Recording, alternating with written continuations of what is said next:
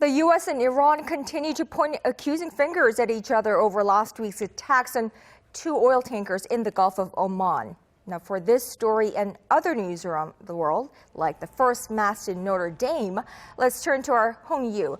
U.S. Secretary of State Mike Pompeo says Washington is considering a range of options to deal with Iran.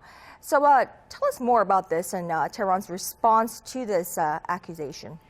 Well, Connyoung, Pompeo said Sunday that the U.S. is considering a full range of options, including military options to guarantee unhindered shipping through the Strait of Hormuz following last week's incidents. But Pompeo emphasized that President Trump does not want to go to war with Iran.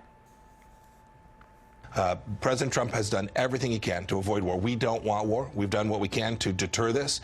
The Iranians should understand very clearly that we will continue to take actions that deter Iran from engaging this kind of behavior. I made a number of calls.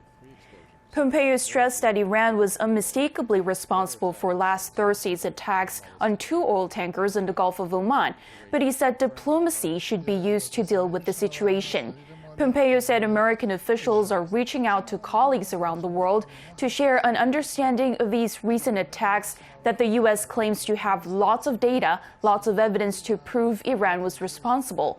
In response, the Iranian parliament speaker Ali Larijani said Sunday it was the U.S. that carried out the attacks.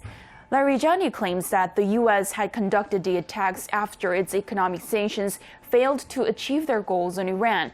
He said the attacks were Washington's Plan B. The attacked oil tankers are currently anchored in the United Arab Emirates to be assessed.